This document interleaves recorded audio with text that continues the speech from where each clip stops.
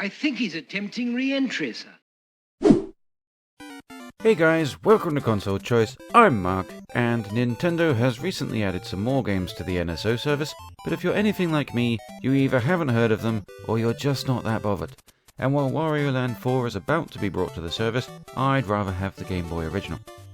So once again, I find myself thinking of games that I want on this service, so let's assume that Donkey Kong 64 will come eventually with Microsoft's recent commitment to bringing its IPs to other consoles, and that at some point we'll get the first Wario Land as well.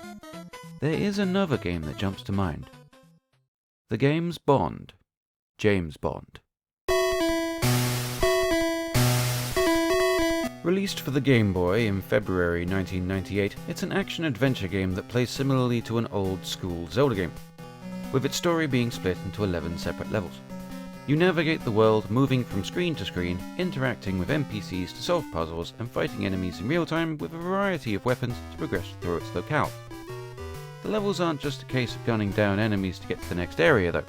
A good number of them play out very differently. Level 1 sees you starting off in a Chinese fishing village, having been tasked by MI6 to investigate a dodgy local temple. You start by helping a lazy man fix a bridge by finding his hammer that he's left in his own bed and inexplicably forgotten about. Then move on to the temple, fighting some guys on the way in hand-to-hand combat. It's worth noting here that you have to block these guys before you can attack, meaning this game actually uses a rudimentary parry system that would make a Batman proud.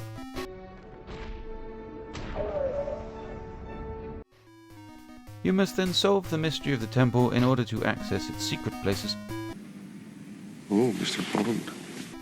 Then it's a case of taking out all the angry men along with their boss, the intriguing Zhong Mei.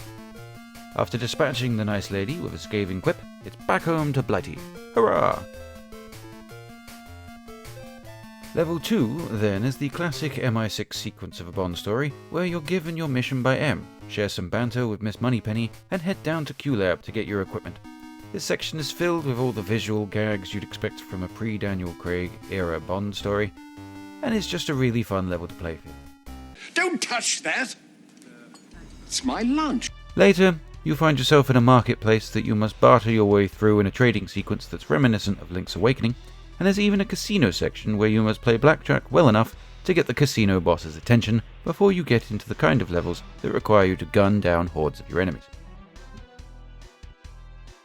The game rounds itself out with a classic take down the main villain, save the girl, save the world, and wind up in a boat together to relax. All my movies end this way, baby.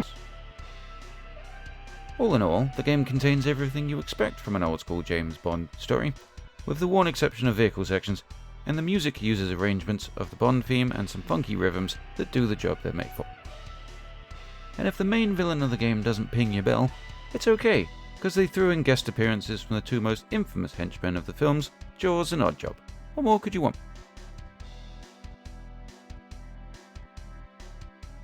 Of course, the chances of getting this game on the NSO are pretty slim due to the licensing palaver that would be involved, and to be fair, this isn't a rare game and original copies for the Game Boy can be found quite easily. My issue here is that while 10-year-old me had no trouble playing a Game Boy, 37-year-old me just can't see the screen properly, and as ever, I refuse to use emulators. I suppose I could go through the faff of buying a Super Nintendo and the Super Game Boy and then figuring out how to hook the Super Nintendo up to a modern TV, but that's also just a lot more hassle than I really want it to be. As such, I'm unlikely to get access to this game again easily. The Bond series has had a lot of games over the decades, some great and others not so much. And James Bond 007 for the Game Boy is absolutely one of the best. So what do you reckon? Have you played this game? Is this a diamond that's forever? Or is it a bit of an octopusy? Let me know your thoughts in the comments.